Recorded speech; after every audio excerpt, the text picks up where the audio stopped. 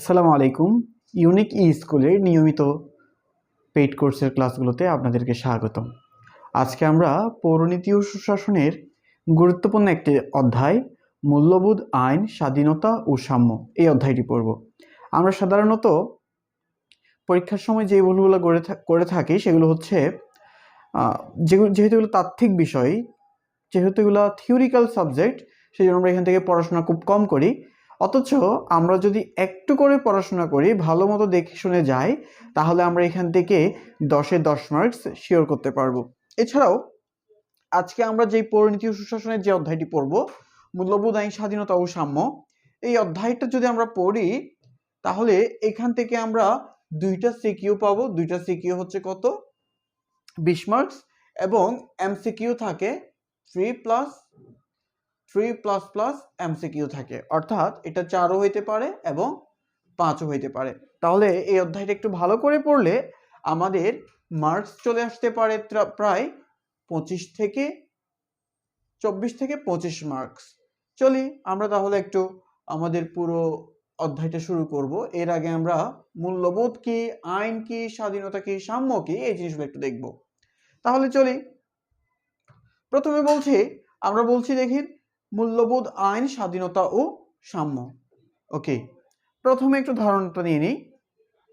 পৌরনীতি ও সুশাসন সমাজ ও রাষ্ট্রের বিমূর্ত কিছু মৌল বিষয় বা ধারণা বা প্রত্যয় নিয়ে আলোচনা করে। এই বিমূর্ত বিষয় বা প্রত্যয় বা ধারণা হলো মূল্যবোধ, আইন, স্বাধীনতা ও সাম্য। এগুলো একটির সাথে অন্যটির খুব ঘনিষ্ঠভাবে সম্পর্কযুক্ত। এর একটির সাথে অন্যটির পারস্পরিক সম্পর্ক বিশ্লেষণের মাধ্যমে একজন শিক্ষার্থীর জ্ঞানের পরিধি বৃদ্ধি পায়। অর্থাৎ আমরা যখন মূল্যবোধ, আইন, স্বাধীনতা ও সাম্য এগুলো কি জানবো, এগুলো কেন পাঠ করার প্রয়োজন দরকার, এগুলো আমাদের জীবনে কিভাবে সম্পর্কিত, এগুলো যখন জানবো আমাদের জ্ঞানের পরিধিটা বৃদ্ধি পাবে। আমি যদি আপনাদেরকে মূল্যবোধ সম্পর্কে ধারণা দিতে যাই, তাহলে আমাকে প্রথমেই বলতে হবে, দেখুন আমাদের প্রত্যেকের ভেতর একটা নিজস্ব চিন্তা রয়েছে। আমি বলছি আমাদের প্রত্যেকের ভেতর একটা নিজস্ব চিন্তা রয়েছে। যেমন ধরুন আপনার বন্ধু সবসময় হাফ হাতা টি শার্ট পরতে পছন্দ করে, তাহলে তার চিন্তা ভাবনা হচ্ছে, তার ভালো লাগা হচ্ছে হাফ হাতা টি শার্ট। অথবা বলতে পারি আপনার একজন বন্ধু সবসময় পাঞ্জাবি পরতে পছন্দ করে, আপনার আরেকজন বন্ধু সবসময় লম্বা চুল, স্পাইকিং চুল রাখতে পছন্দ করে, অন্যদিকে আপনি সবসময় ভদ্র থাকতে পছন্দ করেন। তাহলে আমি যেটা বলতে চাচ্ছি, প্রত্যেকের ভেতর একটা নিজস্ব চিন্তা রয়েছে, যেই চিন্তা ভাবনা দ্বারা একজন ব্যক্তি পরিচালিত হয়, এটাই হচ্ছে সেই ব্যক্তির মূল্যবোধ। আমি আবার বলছি, আপনি ছোটবেলা থেকে চিন্তা করে আসছেন মানুষজনকে সালাম দিবেন, মানুষজনদের সাথে আদব কায়দা দেখিয়ে কথা বলবেন, ছোটদের স্নেহ করবেন, বড়দের সম্মান জানাবেন, এটা হচ্ছে আপনার ভেতরের চিন্তা ভাবনা। আবার আপনার আরেকজন বন্ধু, সে ছোটদের পেলে দুষ্টমি করে, মারামারি করে, বড়দেরকে সম্মান করে না, সে নিজেকে নিজেই বড় ভাবে।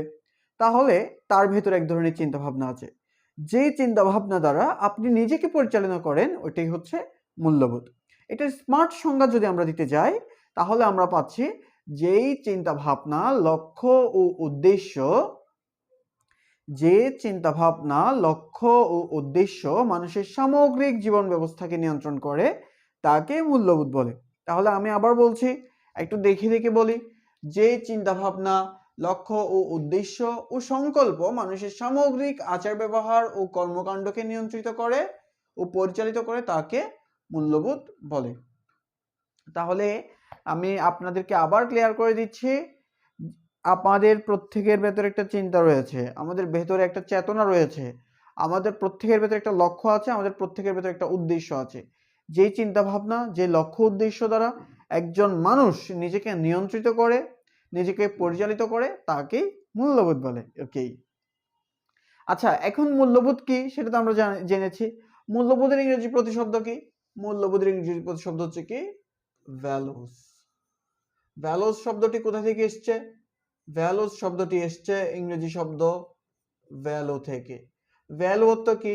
ভ্যালু অর্থ দাম। ভ্যালু অর্থ কি? ভ্যালু অর্থ হচ্ছে দাম।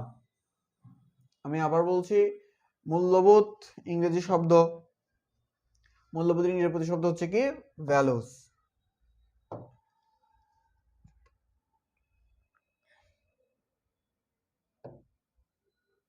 ভ্যালুস। ভ্যালুস শব্দটি কোথা থেকে এসেছে? ভ্যালু থেকে। ভ্যালু অর্থ কি? দাম। তাহলে ভ্যালু থেকে ভ্যালুস এসছে, ভ্যালুস অর্থ মূল্যবোধ, আর মূল্যবোধ মানে হচ্ছে আমাদের প্রত্যেকের ভেতর জমে থাকা চিন্তা, লক্ষ্য, উদ্দেশ্য। তো এখন পরীক্ষায় মাঝে মধ্যে প্রশ্ন আসে যে অমুক বিজ্ঞানী মূল্যবোধ সম্পর্কে কি বলেছেন, অমুক বিজ্ঞানীর মতে মূল্যবোধ কি, অথবা উদ্দীপকে লেখা থাকতে পারে, উদ্দীপক একটা সংজ্ঞা থাকতে পারে। এবার প্রশ্নে দিয়ে দিবে উদ্দীপকে বর্ণিত সংজ্ঞাটি কোন বিজ্ঞানীর, কোন লেখকের। এখন এই জন্য আমাদেরকে কিছু সংজ্ঞা শিখতে হবে। যেমন স্টুয়ার্ট সি ডট বলেছেন সামাজিক মূল্যবোধ হলো সেই সব রীতিনীতির সমষ্টি যা ব্যক্তি সমাজের নিকট হতে আশা করে এবং যা সমাজ ব্যক্তির নিকট হতে আশা করে, লাভ করে। স্টুয়ার্ট সি ডট বলেন সামাজিক মূল্যবোধ হলো সেই সব রীতিনীতির সমষ্টি যা ব্যক্তি সমাজের নিকট হতে আশা করে এবং যা সমাজ ব্যক্তির নিকট হতে আশা করে, লাভ করে। এটি হলো মূল্যবোধ। এটা কে বলেছেন? Stuart C Dodd. এরপরে হচ্ছে এইচডি স্টেইন তার সংজ্ঞায় কি বলেছেন? এইচডি স্টেইন তার সংজ্ঞায় বলেছেন জনসাধারণ যার সম্বন্ধে আগ্রহী। এইচডি স্টেইন তার সংজ্ঞায় বলেছেন জনসাধারণ যার সম্বন্ধে আগ্রহী, যা তারা কামনা করে, যাকে তারা অত্যাবশ্যক বলে মনে করে, যার প্রতি তাদের অগাধ শ্রদ্ধা বর্তমান এবং যা সম্পাদনের মাধ্যমে তারা আনন্দ উপভোগ করে, তাকেই মূল্যবোধ বলে।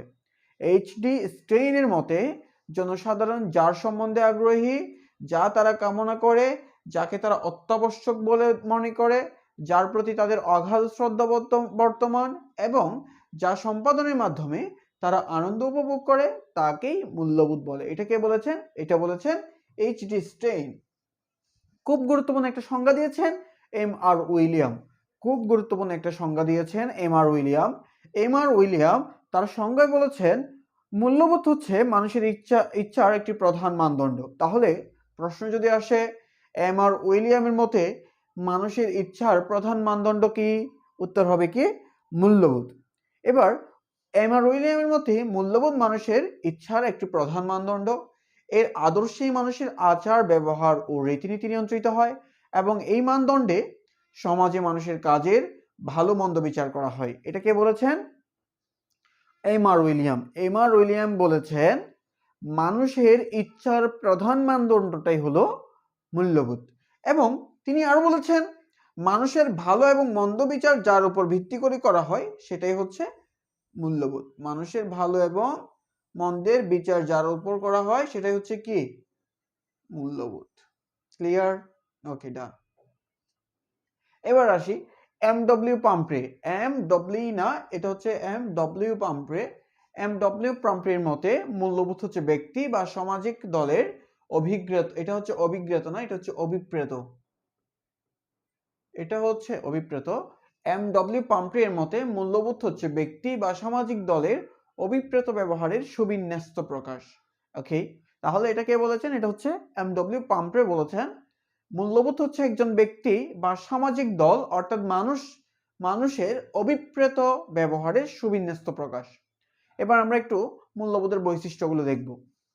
তাহলে পরীক্ষায় যদি আসে মূল্যবোধের বৈশিষ্ট্যগুলো কি কি, আপনারা যেভাবে লিখবেন, আপনার বন্ধু বান্ধবী যেভাবে লিখবে, এটা অ্যাভারেজ হয়ে যায়। তাই আপনাকে চেষ্টা করতে হবে একটু মডার্ন, একটু আধুনিকভাবে লেখার জন্য।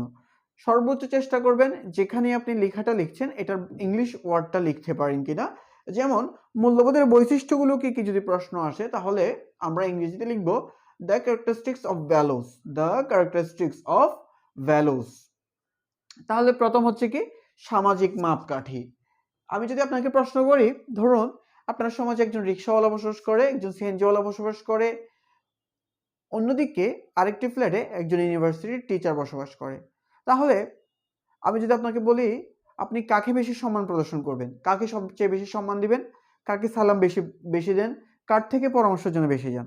অবশ্যই যিনি ইউনিভার্সিটির টিচার, শিক্ষক, তার কাছে বেশি যান। এবং আপনাকে দিয়ে এবার চিন্তা করি, আপনি যেহেতু একজন ভালো কলেজের ছাত্র বা ছাত্রী, তাই দেখা যাবে আপনার জুনিয়র স্কুলে যারা পড়াশোনা করেন তারা আপনার কাছে বিভিন্ন পরামর্শের জন্য আসবে। আপনার যদি কোনো পরামর্শ প্রয়োজন হয় আপনি আপনার জুনিয়রদের কাছে যাবেন নাকি যারা আপনার সিনিয়র, যারা ভালো পড়াশোনা করছে তাদের কাছে যাবেন? অবশ্যই যারা ভালো পড়াশোনা করছে, যারা সিনিয়র তাদের কাছে যাবেন। তাহলে মূল্যবোধ হচ্ছে সামাজিক মাপকাঠি, অর্থাৎ সমাজে যার স্থান যতটুকু, সমাজে যে যতটুকু যোগ্যতা অর্জন করেছে, যে যতটুকু পড়াশোনা করেছে, যে যতটুকু শ্রদ্ধার পাত্র, আপনি তাকে তত বেশি সম্মান প্রদর্শন করবেন। তাহলে মূল্যবোধ আমরা দেখছি সামাজিক মাপকাঠি, অর্থাৎ মূল্যবোধের প্রথম বৈশিষ্ট্য আমরা পেয়েছি একজন মানুষের সমাজে যতটুকু যোগ্যতা, আপনি ঠিক তাকে ততটুকু যোগ্যতা দিয়ে সম্মান প্রদর্শন করছেন, যা সামাজিক মাপকাঠির মধ্যে পড়ছে। এরপর হচ্ছে কি যোগসূত্র ও সেতু বন্ধন। ধরুন আজকের পূর্বে থেকে কিংবা সিভিক্স ক্লাসে আপনারা ক্লাস করার পূর্বে আপনাদের সাথে আমাদের কখনো পরিচয় হয়নি, বা ইউনিক স্কুলে আসার আগে থেকে আপনাদের কোনো পরিচয় হয়নি। আচ্ছা, আমি যদি রাজমিস্ত্রি হতাম, আমি যদি সিএনজি ড্রাইভার হতাম, আমি যদি ওয়ার্কার হতাম, তাহলে আপনাদের সাথে কি আমাদের পরিচয় ঘটতো? অবশ্যই না। আপনিও যেহেতু পড়াশোনা করেন, আমিও যেহেতু পড়াশোনা করাই, তাহলে আমাদের প্রত্যেকের ভেতরে একটা মিল রয়েছে, আমাদের ভেতরে একটা বন্ধন রয়েছে, যেই বন্ধনটাতে সেতু হিসেবে কাজ করছে আমাদের পড়াশোনা। অর্থাৎ আমার মূল্যবোধ হচ্ছে আমি পড়াশোনা করাই এবং আমার একটা ভালো চিন্তা ভাবনা আছে। আপনার মূল্যবোধ হচ্ছে আপনার ভালো পড়াশোনা করেন, আপনার ভালো একটা কোর্স দরকার, সেই জন্য ইউনিক স্কুল থেকে কোর্সটা করছেন। তাহলে এই যে আপনি কোর্স করছেন, আমি কোর্স করাচ্ছি, আমাদের ভেতরে একটা কি হচ্ছে, সেতু তৈরি হচ্ছে, সেতু বন্ধন হচ্ছে।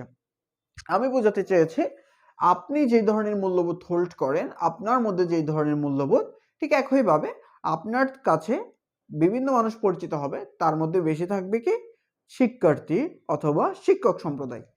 যেমনটি আপনি কলেজে গেলে আপনার একটা বিশাল ফ্রেন্ড জোন থাকে, আপনি ওদের নিয়ে চা খান, আড্ডা দেন, কিন্তু আরেকজন সিএনজি ড্রাইভার কি করেন, তিনি সিএনজি অফ করে কলেজের বন্ধুদের সাথে আড্ডা দেয় না, তিনি কি করেন, তার পারিপার্শ্বিক যারা মানুষ আছেন, সিএনজি ড্রাইভার, গাড়ির ড্রাইভার যারা আছেন, তাদের সাথে বসে দোকানে বসে আড্ডা দেন। ওকে, এরপর হচ্ছে নৈতিক প্রাধান্য। আমরা সব সময় কোন জিনিসটাকে প্রাধান্য দিয়ে থাকি? আমরা সব সময় যেই জিনিসটা ভালো, যেই জিনিসটাতে নৈতিকতা আছে, যার মধ্যে শিক্ষা আছে, যার মধ্যে গুণ আছে, আমরা সব সময় তাকে প্রাধান্য দিয়ে থাকি। তাহলে মূল্যবোধের ক্ষেত্রে সব সময় কি থাকবে, নৈতিক প্রাধান্য থাকবে। এরপর হচ্ছে বিভিন্নতা। এটার জন্য ইংলিশে একটা ওয়ার্ড আছে, লাইন আছে, values can vary man to man, society to society, country to country, religion to religion, time to time। দেখি বিভিন্নতা মানে কি, আমরা জানি বিভিন্নতা মানে হচ্ছে কি ভ্যারাইটি, না বৈচিত্র্যতা, বিভিন্নতা। তাহলে values can vary man to man, society to society, country to country, region to region, and time to time। Just সহজভাবে আমরা যদি বলি, আপনি যখন ছোট ছিলেন বা আমি যখন ছোট ছিলাম, তখন আমরা কি করতাম, শর্ট কাপড় চোপড় পরে, হাফ প্যান্ট পরে রাস্তাঘাটে দৌড়াদৌড়ি করতাম। তারপর হচ্ছে মুখ কেমন পরিষ্কার নাকি পরিষ্কার না, আমরা পরিষ্কার পরিচ্ছন্ন আছে কিনা, এগুলো দেখার বিষয় তখন ছিল না। কিন্তু যখন আমরা বড় হচ্ছি, যখন আমরা কলেজে যাচ্ছি, যখন আমরা পড়াচ্ছি, যখন আমরা পড়ছি, কোচিংয়ে যাচ্ছি, ক্লাসে আসছি, ক্লাস করাতে যাচ্ছি, তখন আমরা একটু পরিপাটি হওয়ার চেষ্টা করছি। তাহলে এই যে আমাদের ভেতরে একটা পরিবর্তন আসছে, বিভিন্নতা লক্ষ্য করা যাচ্ছে, এই জন্য বলা হচ্ছে মূল্যবোধ কি হতে পারে, পরিবর্তন হতে পারে কিংবা ম্যান টু ম্যান, মানুষ থেকে মানুষে। ওই যে আমার ইচ্ছা হচ্ছে আমি পাঞ্জাবি টুপি পরে চলবো, আপনার ইচ্ছা হচ্ছে আপনি গেঞ্জি পরে হাঁটবেন, কারো ইচ্ছা হচ্ছে সে হিজাব পরে হাঁটবে, কারো ইচ্ছা হচ্ছে সে চুল খোলা রেখে হাঁটবে, কারো ইচ্ছা হচ্ছে সে চুলে কালার করবে, কারো ইচ্ছা হচ্ছে সে চুলগুলোকে এমন ভাবে রাখবে যেন কেউ দেখতে না পায়। তাহলে মানুষের মধ্যেও মূল্যবোধের কি রয়েছে, ভ্যারাইটি রয়েছে, বিভিন্নতা রয়েছে। এবার হচ্ছে কি সোসাইটি টু সোসাইটি, সমাজ থেকে সমাজ। যেমন রাউজান, অর্থাৎ চট্টগ্রামের রাউজান একটা সমাজ গড়ে উঠেছে, যে সমাজে বলা হচ্ছে কেউ যৌতুক নিতেও পারবে না, দিতেও পারবে না। অন্যদিকে আনোয়ারা, 2000 এদিকে কিছু সমাজ আছে যেখানে নারী বিয়ে দেওয়ার সময় অবশ্যই যৌতুক দিতে হবে, না দিলে অনেক সময় বিয়েও ভেঙে যায়। তাহলে দেখেন রাউজানের একটা সমাজের মূল্যবোধ একরকম, অন্যদিকে চট্টগ্রামের ঠিক অন্য একটি উপজেলার আরেকটি সমাজের মূল্যবোধ আরেক রকম। তাহলে সমাজভেদেও মূল্যবোধ পরিবর্তন হতে পারে।